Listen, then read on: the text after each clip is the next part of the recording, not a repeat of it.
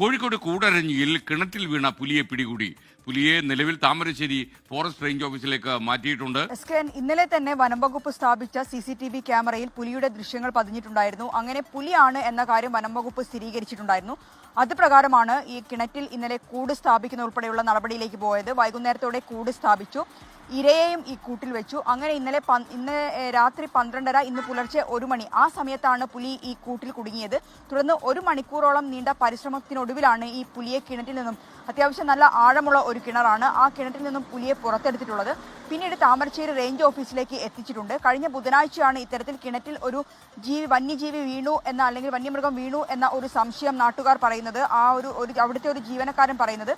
അങ്ങനെ നടത്തിയ പരിശോധനയിൽ ആദ്യഘട്ടങ്ങളിലൊന്നും തന്നെ ഒന്നും കണ്ടെത്താൻ കഴിഞ്ഞിട്ടുണ്ടായിരുന്നില്ല. ക്യാമറകൾ ഉൾപ്പെടെ സ്ഥാപിച്ചിട്ടുണ്ടായിരുന്നെങ്കിലും ഒന്നും കിണറ്റിൽ നിന്നും മറ്റ് ദൃശ്യങ്ങളോ മറ്റു കാര്യങ്ങളോ ഒന്നും ലഭിച്ചിട്ടുണ്ടായിരുന്നില്ല.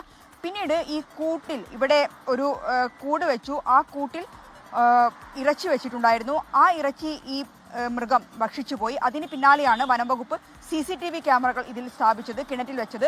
ആ CCTV ക്യാമറയിൽ പതിഞ്ഞതായിരുന്നു ഈ പുലിയുടെ ദൃശ്യം. അങ്ങനെ പുലി എന്ന് സ്ഥിരീകരണം വന്നതിന് പിന്നാലെയാണ് നടപടിയിലേക്ക് വനംവകുപ്പ് പോയത്. അങ്ങനെ കൂട് സ്ഥാപിച്ചു. ഇന്നലെ വൈകിട്ട് ഞാൻ സൂചിപ്പിച്ചതുപോലെ ഇന്നലെ വൈകിട്ട് കൂട് സ്ഥാപിച്ചു.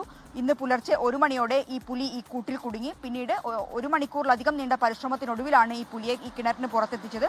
താമരശ്ശേരി റേഞ്ച് ഓഫീസിൽ എത്തിച്ചിട്ടുണ്ട്. പുലിയുടെ ആരോഗ്യനില തൃപ്തികരമാണ്, മറ്റ് പ്രശ്നങ്ങളൊന്നും ഇതിനില്ല.